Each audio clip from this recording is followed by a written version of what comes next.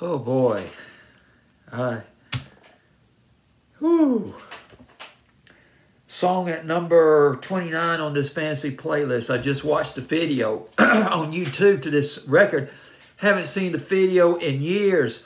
And all right, the song at number 29 on my fancy playlist, August 29, 1987, Janet Jackson, Making Love in the Rain. Actually, I got that wrong. It's actually by Herb Alpert. Herb Alpert, Making Love in the Rain. Janet Jackson, she's singing background on it. Lisa Keith, singing vocals. She's on lead vocals on this record. Got to give a shout out to Lisa Keith in just a few minutes. But, oh boy, this is smooth R&B. And it just evoked a lot of memories when I listened to the record. And now, I hadn't heard the song in about 35 years. It might have been a little bit less than that, but it's been years, at least over 30 years since I've heard the record. It reminds me a little bit of the song that comes in at number 34 on my fancy playlist, Force MD's Love is a House. This record, it's not necessarily a radio hit, it's more of a backdrop to an intimacy that's just very pleasurable. It becomes prolonged, and there's a lot of kissing, a lot of hugging and all that. Now I'm getting cheesy. Oh my goodness, it's such a beautiful record, Making Love in the Rain by Herb Alpert, produced by Jimmy Jam and Terry Lewis. I want to talk about Herb Alpert. This guy, we are talking an overachiever of the first degree. He was not only a successful artist back in the 60s, he also had his own record label. Him and I believe it was Jerry Ross who founded the A&M record label back in 1962. And Herb Alpert and the Tijuana Brass, Lonely Bull in 1962, Whipped Cream, Taste of Honey. 1965 was a big year for Herb Alpert. Whipped Cream, Taste of Honey, Sorba the Greek. 1965, they did a nice remake of The Happening back in 1967. Wade in the Water was another thing they did. Herb Alpert, the Tijuana Brass. And one of his biggest hits, though, was a song that he sang on. This Guy's in Love with You, a Burt Bacharach and Hal David record. I was very young, but I do remember it quite vividly back in the spring and summer of 1961. 1968, rather. Yeah, that song was played. Woo, boy, it was played a lot on the radio. Herb Alpert, he had a knack of making comebacks. 1979, he made a comeback with Rise, and that went to number one. If I remember correctly, that went to number one, and then there was Rotation that came after that in the winter of 79 and 80. But I got to tell you, my all-time favorite record by Herb Alpert was Route 101.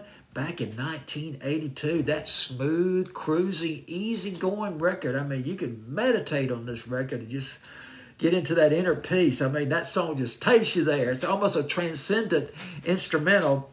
And this song is kind of transcendent in its own way, Making Love in the Rain.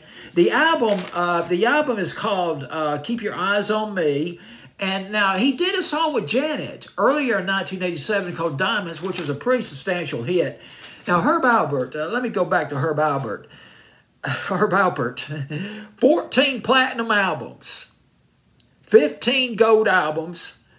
He sold 72 million records. 72 million. It didn't. Now, when he started playing the trumpet back in, I guess maybe in the 40s, but in the 50s, he was influenced a lot by Louis Armstrong, Harry James, and there's another, now, a lot of the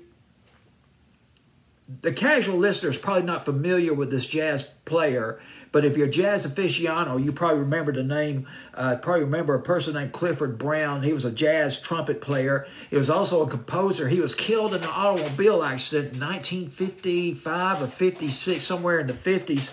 But Herb Alpert was a big fan of Clifford Brown. He wanted to play like these greats, but he felt like he couldn't measure up. He felt that insecurity, but he kept practicing. He kept playing. And then in the early 60s, he found out that the legendary guitar player Les Paul, what Les Paul would do in the recording studio, he would multi-track his guitar. And Herb Alpert had an epiphany. He multi-tracked his trumpet, giving it his own sound and of course came out with The Lonely Bull in 1962, and it's been a success story since then for Herb Alpert.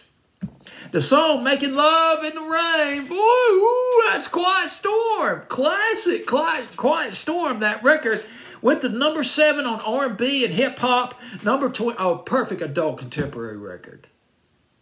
Maybe not commercial enough to go top 10 on adult contemporary. It's not really a hit record. This is a classic. It's just a love record in its own right. Went to number 21 on adult contemporary. Only got as high as number 35 on Billboard's Hot 100. It's just Jimmy Jam and Terry Lewis on the production. They wrote it too. Lisa Keith, got to give a shout out to Lisa Keith. She had that nice record I really liked. As a matter of fact, I talked about it several years ago in another video on this same channel. Better Than You. She came out with Better Than You, which went to number 36 back in the fall of 1993. She came out with a solo album called Walking in the Sun, and Better Than You, if I remember correctly, was off that album. A lot of producers on this record. Jimmy Jam and Terry Lewis on this record. Also Narada Michael Walden, who produced Freeway of Love by Aretha Franklin. He was on that album too. And her husband, Lisa Keith's husband, Spencer Bernard, also a producer on this album, pitched in on this album by Lisa Keith. She started out as a background vocalist. She sang background Janet Jackson, Alexander O'Neal. Remember Fake by Alexander O'Neal? Now that was a jam and a half right there. New Edition, she sang backup for some backup vocals for New Edition, SOS, and she sang on the chorus of Ice Cream Dreams by MC Lyte. That would be back in 1993. The thing about Lisa Keith is she's a good pop singer as well as an R&B singer. She could cut it both ways and mesh the two just perfectly together. But that was poor English, but what the heck. It's almost midnight. All right, here we go. We're at number 29 on this fantasy playlist. It's Janet Jackson, Herb Alpert, and Lisa Keith with Making Love in the Rain.